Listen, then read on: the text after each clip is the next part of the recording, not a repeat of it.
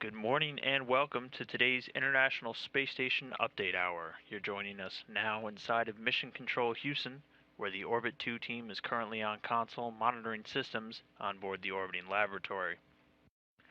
They are being led today by Flight Director Chris Edlin, seen there on your screen. And joining him just a little later at the Capcom console will be Rick Davis. On board, the crew of Expedition 30 is enjoying an off-duty day as they were involved in a flurry of activity over the weekend involving the ATV-3 cargo resupply vehicle, comprising that crew of Expedition 30 you can see on the left in the front row, Expedition 30 Commander and NASA astronaut Dan Burbank, and behind him are his fellow 28 Soyuz crew members, Anton Shkaplerov and Anatoly Ivanishin. On the right side, we have the crew of the 29 Soyuz in the front row, Russian cosmonaut Oleg Kononenko. Behind him, European Space Agency astronaut Andrei Kuipers and NASA astronaut Don Pettit. As mentioned, the crew today is in an off-duty day, with Burbank, Pettit, and Kuipers only having their scheduled exercise periods in today's timeline. The Russian crew members will be doing a few maintenance activities on board the Russian segment, doing a remove and replacement work of a failed separator in the Russian toilet system, and also participating in the bar experiment, which looks to develop methods for detecting depressurization in any of the modules on board the International Space Station. This off-duty day today is due to the work that was done over the weekend in order to connect a backup power channel to the European Space Agency's Eduardo Amaldi Automated Transfer Vehicle, or ATV-3 cargo ship.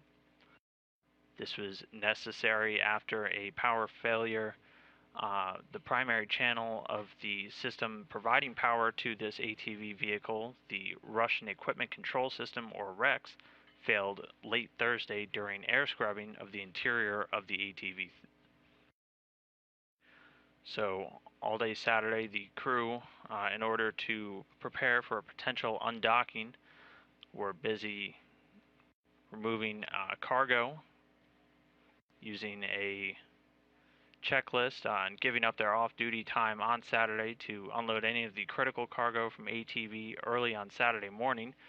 They used a priority list and moving bags of vital supplies such as clothing, food, spare parts, and other crew provisions from the European ship and then on to the International Space Station. And then while they did that, flight controllers here at NASA's Mission Control Houston and also at the European Space Agency's ATV Control Center in Toulouse, France, and the Russian Mission Control Center outside of Moscow worked to restore power to that REX channel, and that was done successfully with all relays closed at 12:03 p.m. Central Time on Saturday. And this will enable electricity to reach the ATV-3, which automatically docked last Wednesday to the Russian Zvezda service module. This workaround was necessary as the station is entering a time frame as of today in which the angle of the sun relative to the station would have been insufficient to power the spacecraft from its solar arrays alone.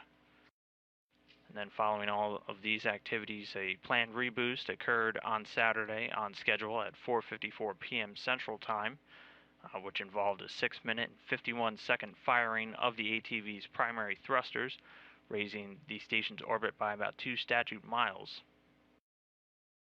So again, the crew will be enjoying an off-duty day today and finishing up some of their sleep shifting. They awoke at about 1 a.m. Central Time today and are scheduled to go to sleep at 4:30 p.m. Central Time.